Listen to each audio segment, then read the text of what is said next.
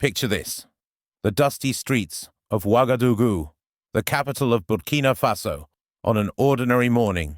Vendors shout prices in crowded markets. Children chase each other in alleys. Motorbikes weave through traffic. To the outside world, it seemed like just another day in a small West African nation. But beneath the surface, something extraordinary was about to unfold. It all began with something almost absurd, a rumor. People started whispering about a supposed message from Israeli Prime Minister Benjamin Netanyahu. The alleged warning said African leaders must do as we say or face consequences. Whether true or false hardly mattered. The very idea that such a message could exist struck at a deep, centuries-old wound, the assumption that Africa must always bow to outsiders. Instead of ignoring it or filing a polite diplomatic protest, Captain Ibrahim Traoré, the young president of Burkina Faso, chose a different path. He walked into a crowded press hall with no notes, no teleprompter, and no prepared speech. He looked into the cameras and declared, "We are no longer colonies. If you threaten one of us, you threaten all of us." That single choice turned an ordinary press conference into an earthquake. You could feel it in the silence of the room, in the collective breath held by journalists who suddenly realized they were witnessing history. Within hours, the video of Traoré's speech spread like wildfire. Young people in Mali turned it into music. Farmers in Niger watched it on their phones and cheered. Students in Guinea translated it into local languages. Protesters in South Africa painted his words on banners. Even the African diaspora in Paris and New York shared the clip, saying it gave them pride they had not felt in decades. Meanwhile, in Western capitals, confusion set in. How should they respond? Ignore it? Condemn it? Pretend it didn't happen? Their hesitation only made the speech spread further. And then came the deeper consequence. Traoré's bold stand inspired the creation of the Sahel Alliance, a new regional pact with Mali, Niger, and Guinea. What began as anger at a rumored insult was reshaping military strategy, economic planning, and diplomatic ties across Africa. A single spark, one unverified message, had ignited a fire that was now challenging world powers. What transformed a single moment into a continental awakening was not just what Traoré said, it was how ordinary people received it. The speech aired live in Ouagadougou, but within minutes clips flooded social media. Young people posted it on TikTok, translated it into Wolof, Hausa, Zulu, and even the French slang spoken in Paris suburbs. On a continent where 2/3 of the population is under 30, the speed was staggering. Within 24 hours, hashtags like Africa will not bow and we stand with Traoré trended in multiple countries. In Bamako, Mali, young musicians mixed his words into hip-hop beats that played in cafes and nightclubs. In Niger, farmers who normally discussed crop prices were suddenly talking about dignity and unity. In Guinea, students painted murals with the phrase, "If you mess with one of us, you mess with all of us." Awa, a Burkina student, explained to a journalist, "We've heard speeches before, but they were always written by foreigners. This one felt like it was written in our hearts." The diaspora reacted strongly too. In Paris, African taxi drivers replayed the speech for passengers saying, "This is the Africa we dreamed of when we left home." In New York, African American activists shared Traoré's clip alongside Martin Luther King Jr. and Malcolm X. For them, the message was not only African, it resonated as a call for dignity against all forms of domination. Governments could not stay silent. Colonel Assimi Goïta of Mali released a statement. The Sahel will no longer be a playground for outsiders. The president of Guinea praised Burkina Faso for its courage. For the first time in decades, leaders spoke with one voice, not behind closed doors, but in public, before the world. The more African leaders supported Traoré, the more ordinary people demanded their own governments follow suit. In Senegal, activists asked why their leaders were not speaking as boldly. In South Africa, student groups organized solidarity rallies. Even in Nigeria, commentators debated whether Abuya would eventually have to join the chorus. Western media hesitated. CNN and BBC ignored the story. But silence backfired. Social media filled the gap. and the lack of coverage became its own scandal. Africans posted, "Why are they afraid to show our pride?" That question only fueled more sharing. Consider Musa, a gold miner in northern Burkina Faso. For years, he worked under contracts signed with foreign companies that exported most of the profits. When he heard Traoré's speech on his small radio, he told his children, "If our leaders are finally saying this, maybe one day the gold I dig will feed my own family."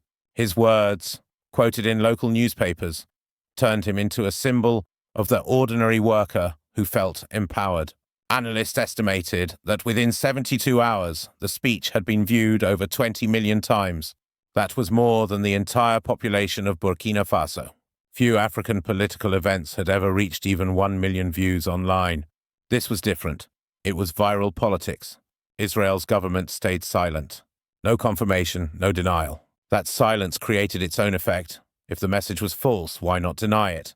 If it was true, why not defend it? Ambiguity fed suspicion, and suspicion fueled anger. In France, politicians worried privately but spoke cautiously in public. A former French ambassador to Mali admitted, "We underestimated the mood. Africans are not just protesting anymore, they are uniting."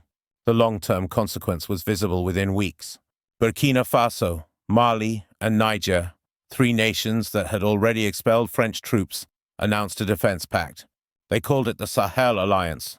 Its mission: mutual defense, shared intelligence, and economic cooperation. What began as an angry speech was crystallizing into an institutional framework. Traoré's fiery words named Israel, the United States, and France as powers that could no longer dictate terms to Africa. Such blunt language was almost unheard of in modern diplomacy. In Ouagadougou, the audience held its breath, but the silence did not last. Foreign embassies sent cables to Washington, Paris, and Tel Aviv. Reports described a shockwave moment, noting the message was reaching not only Africa, but the globe. In Israel, officials remained quiet. Commentators speculated, if Netanyahu never said this, why not deny it? If he did, why stay silent? Ambiguity fed suspicion, and suspicion fueled solidarity. In France, the crisis was deeper. Paris had maintained military bases and contracts across West Africa. After Traoré's words, French soldiers in Mali, Niger, and Burkina Faso found themselves unwelcome. Demonstrations outside bases grew larger. Protesters waved signs, "Go home, colonial masters." In Mali, Colonel Goita announced that French military flights could no longer use Malian airspace. Niger expelled a European Union mission. The dominoes fell. One speech in Ouagadougou was changing military logistics across the Sahel. Fatou, a teacher in Niamey, told a local paper, "For years, we complained about foreign soldiers, but nobody listened. Now, because of Traoré, even our leaders are acting. It feels like the people finally have a voice." In Washington, the State Department released a cautious statement. The United States values its partnership with African nations. Privately, intelligence agencies warned the Sahel Alliance could complicate counterterrorism. In Moscow, state media celebrated Traoré, comparing him to Thomas Sankara. In Beijing, Chinese diplomats stressed mutual respect and quietly explored contracts. The more Western governments hesitated, the more Africans interpreted silence as weakness, and the more Russia and China praised Traoré, the more African youth felt validated in resisting Western influence. Western outlets tried to downplay the story, but African social media users fought back. They clipped moments of Traoré leaning into the microphone, repeating, "Africa will not be threatened." They posted side-by-side videos of colonial speeches and his defiance. The effect was powerful. Africa had turned a page. Within 1 month, analysts estimated the speech had reached over 50 million viewers worldwide, half the US population, watching a young captain from Burkina Faso defy global powers. But as foreign troops left, extremists tested the vacuum. Western governments argued this proved their importance. Local leaders countered, foreign troops had been here for years without solving anything. The debate itself was proof the framework had shifted. Africans were no longer asking which foreign army will protect us. They were asking, how can we protect ourselves? Aminata, a widow who lost her husband to extremists, said, "I do not want another army from outside. I want my sons to defend our land. Traore spoke for families like mine. Her testimony on national radio gave a human face to the struggle. Daily life became the true test. Traore's defiance emboldened African governments to expel foreign troops, revise contracts, and suspend deals. Farmers who once blamed foreign supply chains for fertilizer delays saw new local programs. Small traders noticed fewer imports but more local products. Some felt proud, others worried. Would cutting ties make life harder? In Ouagadougou, students painted walls with slogans like Africa First. In Niger, miners demanded uranium renegotiation. In Guinea, fishermen questioned foreign fleets. Ordinary people now demanded leaders put Africa first in practice, not theory. Idrissa, a farmer, told a journalist, "For years I planted cotton, but the buyers were foreign companies. They set the prices and I stayed poor. Now after our president spoke, I want my children to sell to Africans first. If we must sacrifice, let it be for our own people." Opposition parties accused leaders of using nationalism to hide corruption. Civil groups pushed for transparency. Independence is not just telling France to leave. It is building accountable African systems. Citizens wanted proof in their lives: jobs, wages, schools, healthcare. Without delivery, bold words risked becoming hollow. With European troops gone, local armies filled the gap. In Burkina Faso, young volunteers signed up to defend villages. Some places felt safer. Others felt exposed. Extremists attacked near borders, testing weaknesses. Salimata, a displaced mother, said, "My family has fled twice. I do not care who protects us. I just want my children to sleep without fear." In Washington, analysts debated. The US had invested billions in counterterrorism in the Sahel. Now allies were expelling troops. Should America adapt by supporting local forces or risk losing influence? Economists noted Burkina Faso and Niger are rich in gold and uranium, critical for global markets. If those shifted to Russia or China, the effect would reach American industries. Burkina Faso produces over 50 tons of gold yearly. Niger supplies 5% of the world's uranium. These are not abstract. They affect energy, defense, and prices in America. The Sahel Alliance was born, and ripple effects reached far beyond Africa. In Washington, the Pentagon warned, if Africa closes itself off, counterterrorism will suffer. Economists worried about minerals. Some politicians said America must listen or lose a generation. For Paris, the humiliation was clear. French troops left. Contracts were questioned, flags were burned. Macron insisted France remained a friend, but African media portrayed him as clinging to a fading empire.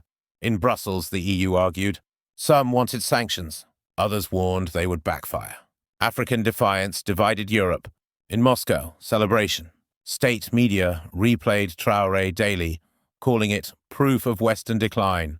Wagner-linked groups expanded presence, trading security for mining rights. In Beijing, quiet moves, railways, ports, energy. Respect without lectures became China's message. The African Union issued a cautious call for dialogue, but citizens mocked it online as timid. In Ghana and Senegal, people asked why their leaders were silent. In Dakar, a retired Ghanaian soldier said, "When Sankara spoke in the 1980s, he stood alone. Today, Traoré has brothers in Mali, Niger, Guinea. One leader was a spark. Now it is a fire." The more global powers hesitated, the more Africa felt confident. The more Africa felt confident, the more powers scrambled to adjust.